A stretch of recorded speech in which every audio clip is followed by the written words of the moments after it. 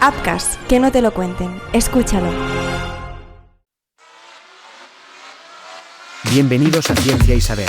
Hola, ¿qué tal? Muy buenas, ¿cómo estáis? Bienvenidos un día más a Ciencia y Saber. Soy Joan Prats y hoy vamos a hablar del hallazgo en Países Bajos que apunta al posible esqueleto del mosquetero francés D'Artagnan. Hay personajes que mueren dos veces, la primera cuando cae su cuerpo, la segunda cuando la historia deja de saber dónde quedó ese cuerpo. Durante más de 3 siglos D'Artagnan ha vivido en ese territorio extraño donde se mezclan los hechos, la leyenda y la literatura. Existió de verdad, combatió para la monarquía francesa, fue hombre de confianza del poder. Murió en Maastricht en 1673, pero su tumba, el lugar exacto donde terminó aquel soldado que más tarde se convertiría en mito, se perdió en el tiempo. Hasta ahora, quizá. Porque hay historias que parecen destinadas a no cerrarse nunca, historias que sobreviven precisamente gracias a ese vacío, a esa ausencia de respuesta definitiva. D'Artagnan es una de ellas. Durante generaciones su figura ha sido tan poderosa que ha eclipsado al hombre real que hubo detrás. Y sin embargo, en las últimas semanas, la Tierra, literalmente la Tierra, ha devuelto una posibilidad que parecía enterrada para siempre. Un hallazgo en Países Bajos ha reabierto uno de esos enigmas históricos capaces de tocar a la vez la arqueología, la memoria europea y la cultura popular. Arqueólogos y trabajadores que reparaban la iglesia de San Pedro y San Pablo en Maastricht han localizado un esqueleto que podría corresponder a Charles de Bath de Castelmore D'Artagnan, el célebre mosquetero francés que inspiró siglos después al héroe inmortalizado por Alejandro Dumas en Los Tres Mosqueteros. La noticia, adelantada por medios neerlandeses y recogida por varias agencias internacionales, parte de una secuencia casi novelesca. En febrero, una parte del suelo de la iglesia cedió. No fue un derrumbe espectacular, pero sí lo suficiente como para obligar a intervenir. Las obras de reparación obligaron a excavar bajo el templo, y fue entonces, en ese gesto técnico y aparentemente rutinario, cuando apareció el enterramiento en una zona especialmente significativa, el lugar donde antiguamente se alzaba el altar. No era un rincón cualquiera. Bajo ese espacio solían reposar figuras de relevancia, personas a las que se concedía un entierro distinguido dentro de tierra consagrada. No todo el mundo tenía derecho a ese privilegio. Era un reconocimiento simbólico, pero también político y social. Ese primer detalle ya llamaba la atención, pero no fue el único. Junto a los restos aparecieron indicios que encajaban de forma inquietante con la biografía del mosquetero. En la zona torácica se encontraban elementos compatibles con un proyectil de mosquete, y esa es, precisamente, una de las claves de la muerte de D'Artagnan. Las fuentes históricas sitúan su final el 25 de junio de 1673, durante el asedio francés de Maastricht, en plena guerra franco-neerlandesa. Allí, al servicio de Luis XIV, cayó en combate tras recibir el impacto de una bala de mosquete, descrita según las versiones en la garganta o en el pecho. Ese detalle no es menor. En el siglo XVII, morir en combate era frecuente, pero la forma concreta de la muerte podía marcar el relato posterior. En el caso de D'Artagnan, su caída en plena acción al frente de sus hombres contribuyó a consolidar la imagen de soldado valiente y leal que más tarde amplificaría la literatura. El hallazgo también incluyó una moneda francesa fechada en torno a 1660, otro indicio que apunta al rango y al contexto cultural del enterrado. No es una prueba definitiva, pero sí una pieza más en un puzzle que empieza a tomar forma. Por eso los investigadores han reaccionado con cautela, pero sin ocultar la magnitud de la posibilidad. El arqueólogo neerlandés Wim Dikman, que lleva décadas investigando el paradero de D'Artagnan, ha admitido que el caso ha alcanzado un nivel de investigación extraordinario y que las expectativas son altas, aunque insiste en que todavía no existe una certeza definitiva. La prudencia es lógica. La arqueología seria no se construye con entusiasmo, sino con pruebas. Y esa prueba decisiva, o la más cercana a ella, puede llegar por vía genética.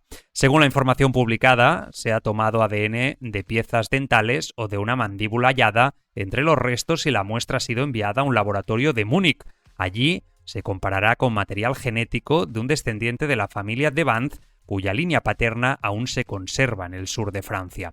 Además, otros análisis en Países Bajos deberían ayudar a determinar edad biológica, sexo y cronología del esqueleto. Los resultados se esperan en las próximas semanas. Si la identificación se confirma, el hallazgo sería de enorme relevancia no solo por el personaje, sino por lo que representa, porque D'Artagnan no es solo un hombre famoso, es una figura situada en el punto exacto donde la historia documentada se convierte en relato universal.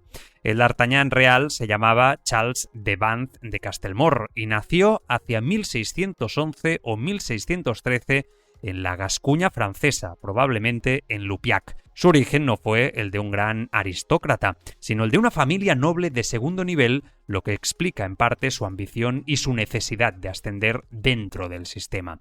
Fue militar, miembro de los mosqueteros de la Guardia y más tarde capitán de esa prestigiosa unidad. Sirvió bajo Luis XIV y desempeñó tareas que iban mucho más allá del combate convencional. La historiografía le atribuye misiones delicadas, labores de confianza e incluso encargos de naturaleza política. En algunos relatos aparece vinculado a operaciones sensibles del Estado, lo que refuerza su perfil como hombre de confianza del monarca. Pero el D'Artagnan que hoy habita la memoria colectiva no procede directamente de los archivos militares, nace de una cadena de transformaciones literarias. Primero estuvieron las Memorias de Monsieur d'Artagnan, una obra apócrifa del escritor Gatien de Coultiz de Sandras, publicada a finales del siglo XVII y comienzos del siglo XVIII. Aquellos textos, mitad recuerdo, mitad invención, ya empezaban a moldear un personaje más grande que la vida real. Después llegó Alejandro Dumas. En 1844 publicó Los Tres Mosqueteros, iniciando una trilogía que convertiría a D'Artagnan en uno de los personajes más reconocibles de la literatura universal. El joven gascón, impetuoso, el espadachín brillante, el amigo leal, el aventurero romántico, todo eso pertenece más a la construcción narrativa que al documento histórico. Es decir, el personaje que el mundo cree conocer no salió intacto de la historia, sino de la literatura alimentándose de la historia. Eso explica algo fascinante, que el posible hallazgo de unos huesos bajo una iglesia no solo remueva a arqueólogos e historiadores, sino también a lectores, cinéfilos y generaciones enteras que crecieron con la imagen del espadachín intrépido. D'Artagnan pertenece a esa rara estirpe de seres humanos cuya biografía ha quedado tapada por su propio reflejo mítico. De hecho, la búsqueda de su tumba no empezó ahora. Desde hace años existía la hipótesis de que había sido enterrado en esa misma iglesia de Maastricht, en el distrito de Golder. En 2008, la historiadora francesa Odile Bordat defendió públicamente que, dadas las circunstancias de la batalla, el calor, la rapidez de los enterramientos en campaña y la dificultad logística de trasladar un cadáver de alto rango a Francia, lo más probable era que hubiera sido inhumado con rapidez en el templo cercano al cuartel general francés. Aquella hipótesis generó interés, pero faltaba lo esencial: excavar. Durante mucho tiempo no hubo pruebas arqueológicas que las sostuvieran. La historia seguía siendo una hipótesis bien construida, pero sin materia física. Ahora, por primera vez, esas pruebas físicas podrían haber aparecido. La ciencia tendrá que hacer su trabajo y no siempre confirma lo que la intuición y el deseo parecen señalar. Pero incluso en ese caso, incluso aunque el ADN terminara descartando que esos huesos pertenecen a D'Artagnan, el episodio seguiría siendo extraordinario, porque ha devuelto a la conversación pública una figura histórica que durante demasiado tiempo quedó reducida a caricatura aventurera, y porque nos recuerda algo esencial. A veces, bajo los grandes personajes de la literatura, hubo personas reales de carne, sangre, miedo, ambición y muerte. Si los análisis confirman la identidad, Europa no solo habrá encontrado una tumba, habrá cerrado una herida de más de 3 siglos, habrá unido un nombre, un cuerpo y un lugar. Y en ese gesto habrá algo casi poético. Después de atravesar la historia convertido en sombra, el hombre que inspiró a D'Artagnan volvería por fin a tener sepultura. Pero sobre todo, volvería a tener algo aún más difícil de recuperar que un cuerpo. Volvería a tener verdad. Mañana más, Ciencia y Saber. Ciencia y Saber, una producción de Apcast. Apcast, que no te lo cuenten. Escúchalo. En mito, en presidente.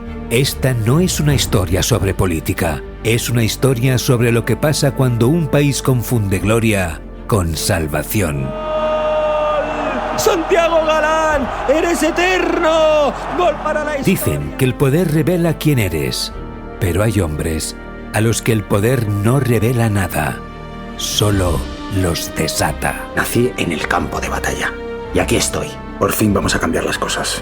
Vamos a devolver a España su lugar. En una noche como esta, no se debate, se sobrevive. Porque este país se mide no por cómo trata sus más ricos, sino por cómo cuida a los que más lo necesitan. En la víspera del debate más importante de una nación, un líder está dispuesto a quemarlo todo. ¡Seguridad! ¡Llévense a Raquel ya! ¡Lo tenéis todo grabado! Somos dinamita. Somos inevitables. Una ficción sonora de Joan Prats protagonizada por Hugo Silva. El Partido del Poder, de Appcast. Disponible en las plataformas de podcasting.